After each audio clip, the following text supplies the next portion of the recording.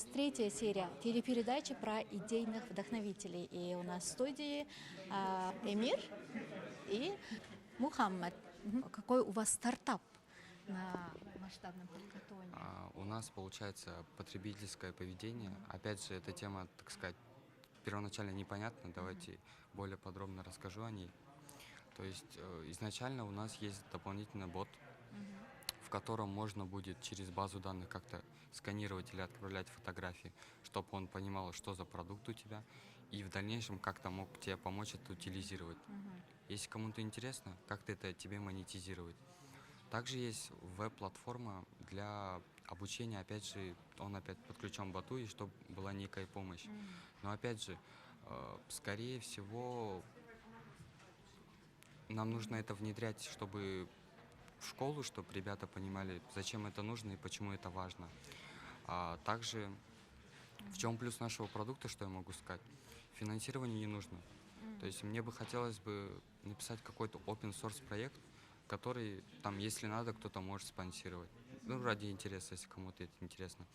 А так, в принципе, он open source, бесплатный. Если кто-то хочет, может что-то посмотреть, может для себя подчеркнуть. Кто-то может от себя что-то добавить, если это важно. Мы можем это использовать. А как ваша команда называется? И сказали трое, да, в команде? Получается, у нас в команде я, Амир Мухаммад и Нурислам.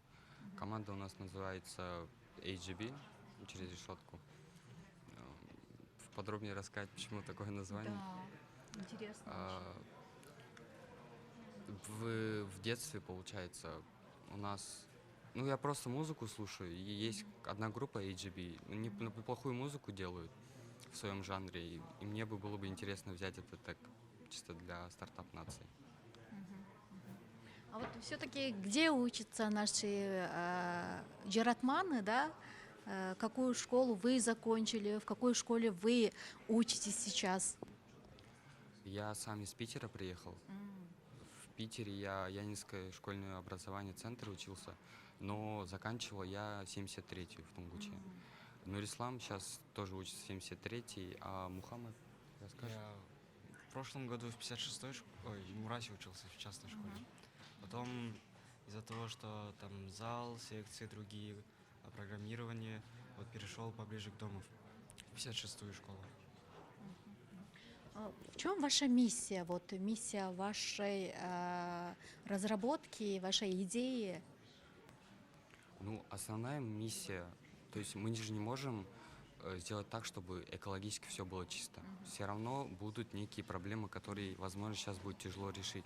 Но как минимум мы хотим снизить вот этот углеродный, все, что может как-то влиять. Потому что в Кыргызстане действительно хорошая природа, хорошая, и мы бы хотели бы сохранить ее чистой для нас и для наших будущих детей. Как вы будете снижать, чтобы у нас был чистый воздух?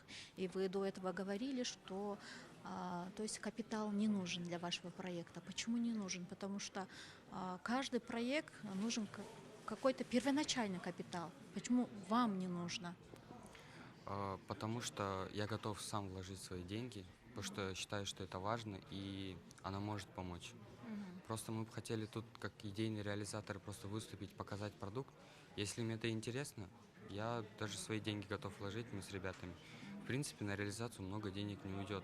Опять же, наш продукт должен как-то... Есть компании, которые поддерживают экологию, как-то помогают, так сказать, борются с этим, чтобы еще мы их поддерживали.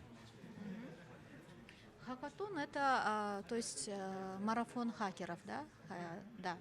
И у вас приложение, да, ваша У разработка? нас веб-сайт и телеграм-бот.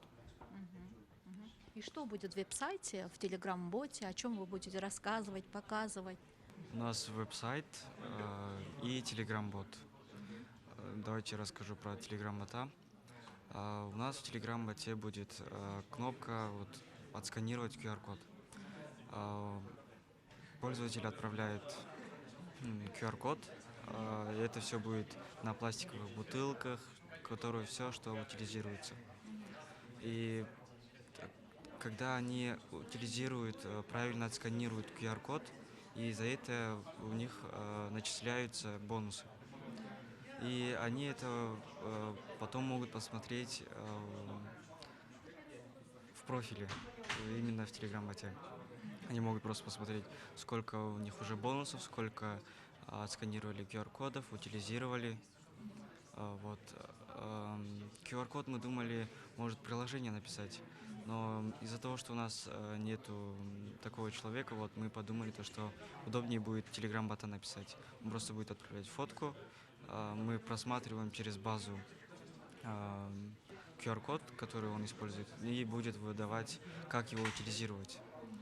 И он уже отправляет, пользователь отправляет, как он утилизировал видео или фото, и потом за это уже начисляются бонусы. Также, давайте про бонусы расскажу. Вот немножко, может, как рекламу посчитать. Вот ВКонтакте устраивал марафон насчет ходьбы. В принципе, я не люблю много там бегать, ходить, но у них были крутые призы, и, в принципе, для участия нужен был сам смартфон, чтобы ты просто ежедневно ходил. Когда я просто ходил до офиса, в принципе, я там находил там 10 тысяч шагов. В принципе, хорошие призы. У меня сейчас бонусы стоят, на которые я смог купить курсы. То есть мы бы хотели бы, чтобы система бонусов не только там один бонус это один сом, и чтобы делать что хотите. Мы бы хотели, чтобы внедрить, чтобы он мог эти бонусы, свои позитивные вот эти привычки, превратить в нечто тоже позитивное, чтобы ему было приятно видеть то, чем он занимается, чтобы он видел обратный фидбэк все-таки. А насчет веб-платформы, она полностью синхронизируется с ботом. Также будет техподдержка.